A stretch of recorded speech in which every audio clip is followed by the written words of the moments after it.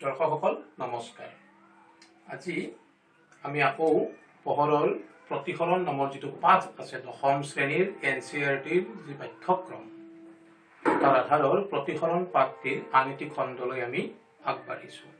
ইয়াৰ আগৰ ভিডিঅ'ত আমি আলোচনা কৰিছিলোঁ প্ৰতিফলনৰ নিয়ম আৰু আয়তাকাৰ কাঁচৰ টুকুৰাৰ মাজেৰে হোৱা পোহৰৰ প্ৰতিফলন। আজি আমি এই প্ৰতিফলনৰ লগত জড়িত খুব গুৰুত্বপূৰ্ণ এটি বিষয় আজি আমি আলোচনা কৰিবলৈ ওলাইছো। এটো হল প্ৰতিফলনাংক, যাক ইংৰাজীত কোৱা হয় ৰিফ্ৰেক্টিভ ইনডেক্স। আমি যদি পোহৰৰ প্ৰতিফলনৰ যেটা নিয়ম আছিলে তাৰ দ্বিতীয় নিয়মটোলৈ যদি আমি উভতি যাওঁ, আমি কি পাইছিলো? sin I by sin R is equal to ধ্ৰুৱক। এটা ধ্ৰুৱক ৰাখি যাক আমি এনেৰে বুজাইছিলো। এতিয়া আমি এটা ৰশ্মি চিত্ৰ আঁকিলো। এটো সাপোজ 1 নম্বৰ মাধ্যম, এটো 2 নম্বৰ মাধ্যম, আৰু এই AB ৰেখাডাল হৈছে 1 নং আৰু 2 নং মাধ্যমৰ সন্ধিস্থল। এনেকে এটা পোহৰ ৰশ্মি আপতিত হবে হৈ তাৰ আচল দিক হল এইটো।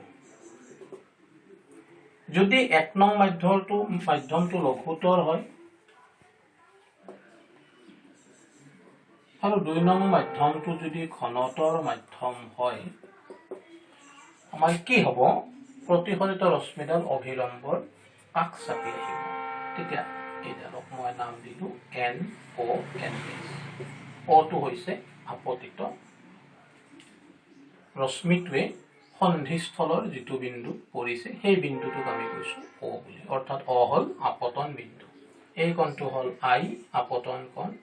আৰু প্ৰতিফলিত ৰশ্মিয়ে অভিলম্বৰ লগত কৰা কোণটো হল প্ৰতিফলন কোণ, যাক আমি R এৰে বুজাও। এতিয়া এই নিয়ম মতে sin I divided by sin R এটা ধ্ৰুৱক ৰাখি, এই ধ্ৰুৱকটো কি? এই ধ্ৰুৱকটোৱেই হৈছে প্ৰতিফলনাংক। প্ৰতিফলনাংক কাৰ প্ৰতিফলনাংক? আমি সেই বিষয়ে আলোচনা কৰিম। গতিকে এতিয়া আমি চাম এই প্ৰতিফলনাংকনো কি। আমি দেখা পালো যেতিয়া এটা মাধ্যমৰ পৰা পোহৰ ৰশ্মি আন এটা মাধ্যমলৈ সোমাই আহিলে মাধ্যম দুটাৰ সন্ধিস্থলত তাৰ দিশৰ পৰিৱৰ্তন হল। এই যে দিশৰ পৰিৱৰ্তন হল, কিমান পৰিৱৰ্তন হল তাৰ যেটো আমি তুলনা কৰিব পাৰো। এটা মাধ্যমৰ পৰা পোহৰ ৰশ্মি আন এটা মাধ্যমত যেতিয়া সোমায় তাৰ দিশৰ পৰিৱৰ্তন হয়, এয়া আমি গম পাইছো প্ৰতিফলন নদী। এই যে প্ৰতিফলন হোৱাৰ যেটো পৰিমাণ, সেই পৰিমাণটোকে আমি প্ৰতিফলনাংকৰ জৰিয়তে বুজাম। অৰ্থাৎ ই এটা খুব গুৰুত্বপূৰ্ণ ভৌতিক ৰাশি। এতিয়া প্ৰতিফলনাংক হৈছে এই দুটা মাধ্যমৰ ক্ষেত্ৰত যদি মই লিখো n, কোনটো মাধ্যমত ৰশ্মিটো দেখা হৈছে? 2 নং মাধ্যমত n2। কৰ পৰা আহিছিল ৰশ্মিটো? 1 নং মাধ্যমৰ পৰা। অৰ্থাৎ এই বুজাব 2 নং মাধ্যমৰ প্ৰতিফলনাংক 1 নং মাধ্যম সাপেক্ষে। এইটো কি? 2 নং মাধ্যমৰ প্ৰতিফলনাংক 1 নং মাধ্যম সাপেক্ষে। আমি 2 টো আগত দিও, n তলত লিখা হয় 2 1, অৰ্থাৎ 2 নং মাধ্যমৰ প্ৰতিফলনাংক 1 নং মাধ্যম সাপেক্ষে। যদি পোহৰ ৰশ্মিটো 2 নংৰ পৰা 1 নংলৈ যায়, তেতিয়া আমি লিখিম n12।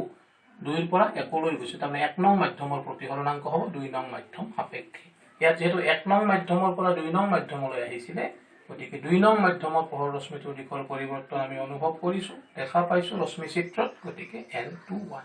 অৰ্থাৎ 2 নং মাধ্যমৰ প্ৰতিফলনাংক 1 নং মাধ্যম সাপেক্ষে। গতিকে এই যেটো ধ্ৰুৱক ৰাশি বুলি কৈছিলো, সেইটোৱে হল প্ৰতিফলনাংক।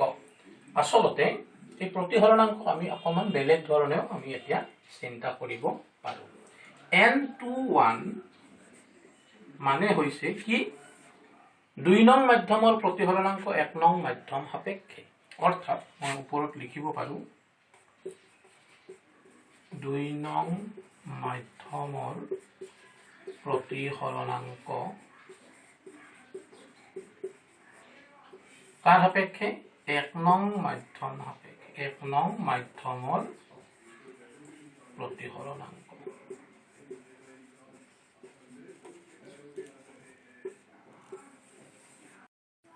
অৰ্থাৎ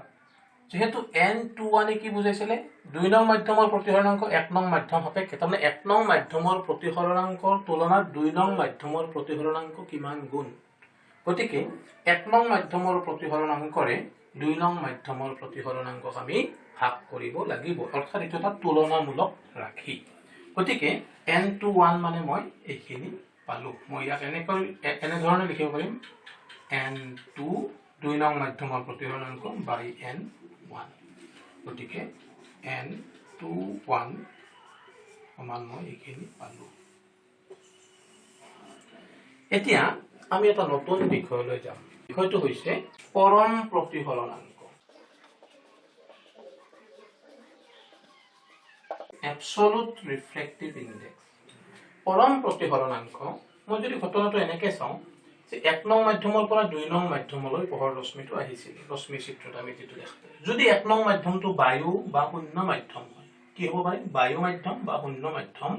তেতিয়া হলে 2 নং মাধ্যমৰ প্ৰতিহৰণাংকটোকে আমি কি বুলি কম এই মাধ্যমটোৰ পৰম প্ৰতিহৰণাংক বুলি কম গতিকে এই ক্ষেত্ৰত আমি চাম পৰম প্ৰতিহৰণাংক হলে আমি কি পাম যদি বায়ু সাপেক্ষে হয় বা শূন্য সাপেক্ষে হয় আমাৰ 1 নং মাধ্যমটো কি হ'ব 1 নং মাধ্যমটো হ'ব বায়ু বা শূন্য মাধ্যম আৰু 2 নম্বৰটো আমাৰ যিকোনো এটা মাধ্যম যাৰ আমি পৰম প্ৰতিহৰণাংক উলিয়াম এটো 1 নং মাধ্যম এটো 2 নং মাধ্যম পোহৰ ৰশ্মি আহিলে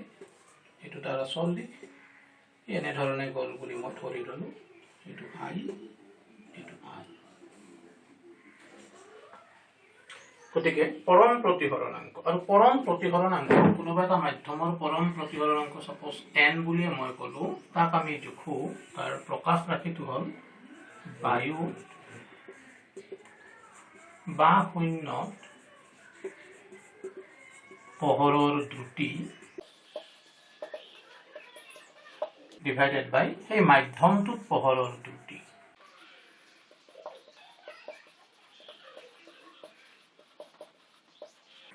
বায়ুত বা শূন্যত পোহৰৰ দ্ৰুতিক আমি কওঁ c আৰু মাধ্যমটোত পোহৰৰ দ্ৰুতি মই ধৰিলো v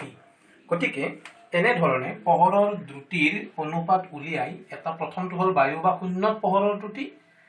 তাক যাক আমি c ৰে বুজাও সেই মানটোক যদি এই বিশেষ মাধ্যমটো যাৰ পৰম প্ৰতিহৰণাংক আমি উলিয়াব বিচাৰিছো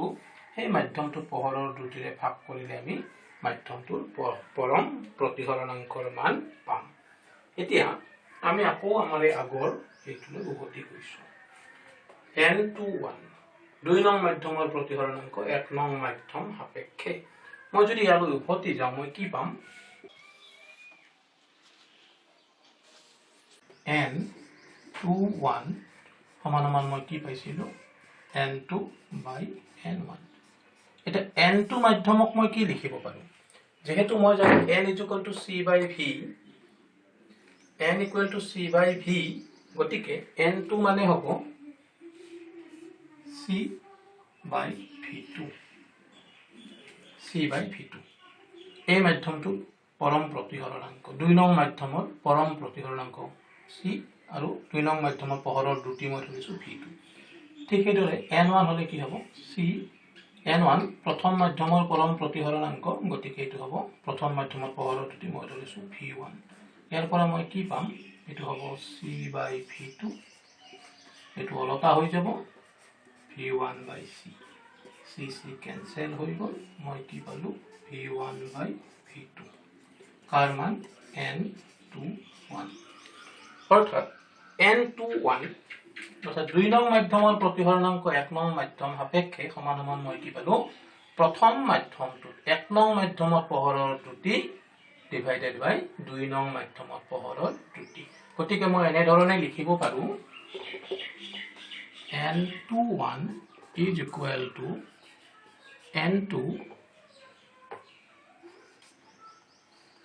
by n1 is equal to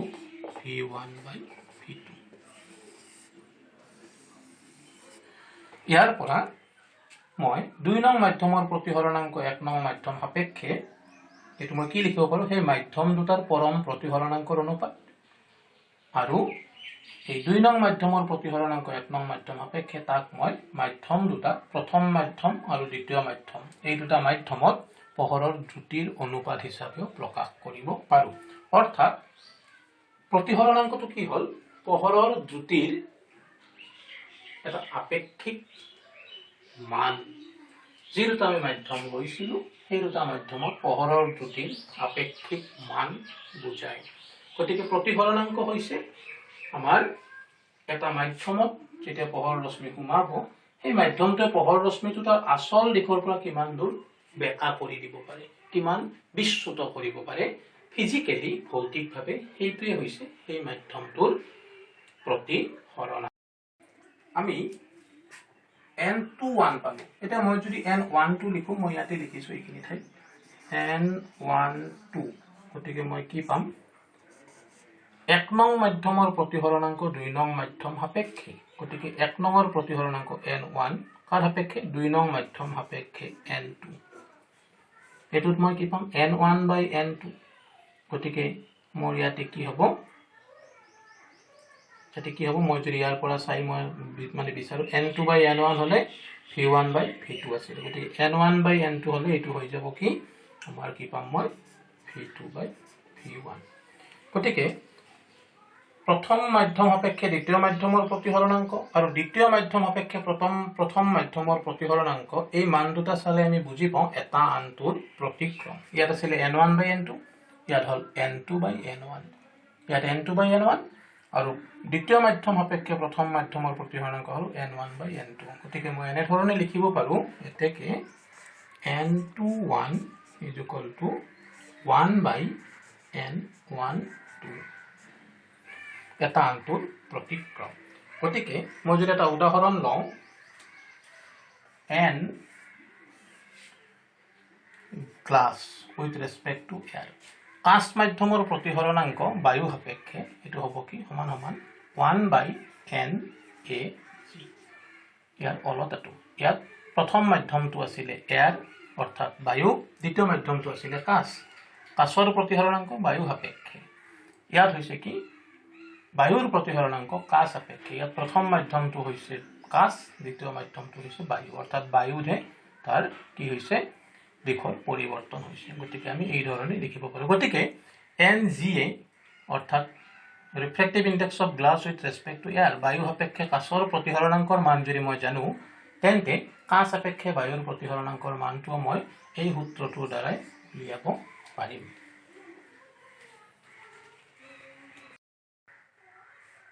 এই প্ৰতিহৰণাংকৰ মানৰ সহায়ত আমি এটা মাধ্যম লঘুতৰ নে ঘনতৰ তাৰ এটা আমি ধাৰণা দিব পাৰো গতিকে যিটো মাধ্যমৰ প্ৰতিহৰণাংক বেছি সেই মাধ্যমটো হল ঘনতৰ মাধ্যম আমাৰ আগৰ ভিডিঅত আমি ঘনতৰ মাধ্যম আৰু লঘুতৰ মাধ্যমৰ সংজ্ঞাটো সেই মাধ্যমটোৰ পোহৰৰ দ্ৰুতিৰ লগত আমি জড়িত কৰি দিছিলো গতিকে আসলতে আমি যদি প্ৰতিহৰণাংকৰ লগত আমি যদি লিংক কৰিব খুজো যদি জড়িত কৰিব খুজো তেন্তে আমি গম পাম এটা মাধ্যম লঘুতৰ মাধ্যম বুলি কোৱাৰ লগে লগে আমি বুজিব লাগিব যে সেই মাধ্যমটোৰ প্ৰতিহৰণাংক কম কাৰ তুলনাত আনটো মাধ্যমৰ তুলনাত গতিকে যিটো মাধ্যম ঘনতৰ মাধ্যম আলোকীয়ভাৱে ঘনতৰ তাৰ হয়তো মাছ বাই ভলিউম যদি আমি লওঁ প্ৰতি একক আয়তনত যদি ভৰ আমাৰ যেটো ঘনত্ব বুজায় সেই ঘনত্বৰ কথাটো ইয়াত আহা নাই এটো আলোকীয়ভাৱে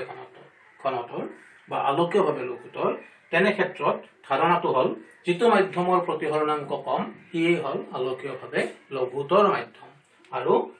আনটো মাধ্যম অৰ্থাৎ যাৰ প্ৰতিহৰণাংক বেছি সেই মাধ্যমটো হ'ব আলোকীয়ভাৱে এটা ঘনতৰ মাধ্যম গতিকে প্ৰতিহৰণাংক কি বস্তু প্ৰতিহৰণাংকৰ বিভিন্ন প্ৰকাশ দুটা মাধ্যমৰ পৰম প্ৰতিহৰণাংকৰ হিচাপত আনহাতে মাধ্যম দুটা পোহৰৰ বেগ কেনেকুৱা হ'ব তাৰ লগত আমি তাক কেনেকৈ জড়িত কৰিব পাৰো এই বিষয়ে আমি গম পালো আৰু একে যুগল মাধ্যমৰ বাবে অৰ্থাৎ মাধ্যম যদি একেজোৰেই হয় প্ৰথম দ্বিতীয় সাপেক্ষে কেনেকুৱা হ'ব আকৌ দ্বিতীয় সাপেক্ষে প্ৰথমটোৰ প্ৰতিহৰণাংক কেনেকুৱা হ'ব তাৰ এটা সম্পৰ্ক আমি পালো আৰু আমি কি পালো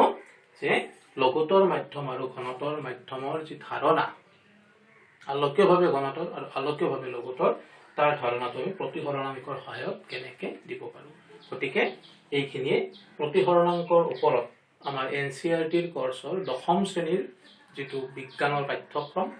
তাৰ প্ৰতিফলন আৰু প্ৰতিফলন পাঠটোত আমাক এইটো ষ্টেজলৈকে এই স্তৰলৈকে 10ম মানৰ স্তৰলৈকে লগা বিষয়ৰ ওপৰত আলোচনা। ইয়াৰ পিছৰ ভিডিঅ'ত আমি এই পাঠটোৰ আন বিষয়সমূহ আলোচনা কৰিম। ধন্যবাদ।